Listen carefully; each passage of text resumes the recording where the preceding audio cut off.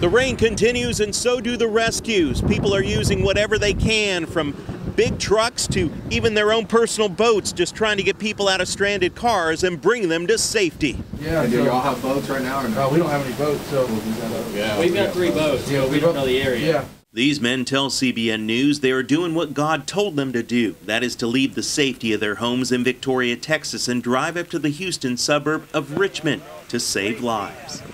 I think somebody has to be the first person to put that foot out in front and say we're gonna take this initiative. Reed Goodman just moved from North Dakota. He's been looking for work for the past 5 weeks and didn't understand why nothing surfaced. Now he realizes it was all part of God's plan, a plan that included his father and brother take their boat to Houston and save others from the rising flood waters. A lot of these things fall into place for a reason that we don't understand, and they have a rhythm and emotion that only God can put together. Reed's brother Robin said he felt like God was calling him to serve as well. So I gave a call up to my dad and said, "Where are y'all?" They said, we haven't left Victoria yet. And I said, "All right, I'm an hour behind you." They had the boat, and I said, "I'll be the driver."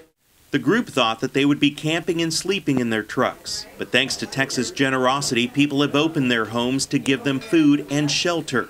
And sure enough, these mandatory evacuations happened literally about 8 to 10 hours ago, and there's going to be a flood of people that need it. So opening the house up is like the smallest thing we could possibly do to help. With nearly 2 feet of rain expected on top of the 30-plus inches in some places, authorities worry the worst is yet to come. Harvey's been blamed for several deaths so far. It's been reported 6 family members drowned when their van was swept away by the rising flood waters. And Houston's police chief fears there could be more. There is a reality that we have to come to grips with, and that is we are just beginning the process of responding to this storm. City engineers release water from a pair of reservoirs to relieve pressure on older dams, but most of that water flowed directly into waterlogged neighborhoods.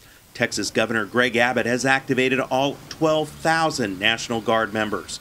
CBN's own Operation Blessing is helping the victims as well. There's power in what we do, and so that's the greatest calling we have, is to share the love of Jesus. Meanwhile, Houston's first responders and others are plucking thousands from the flood waters.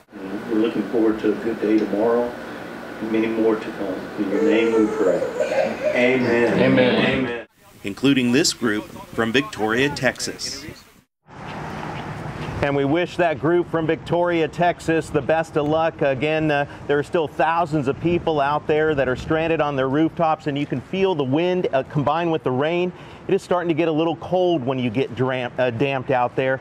Behind me right now is the Georgia Browns Convention Center, and there are some 9,000 people that are inside there. They're literally running out of cots. They're just putting people on the floor.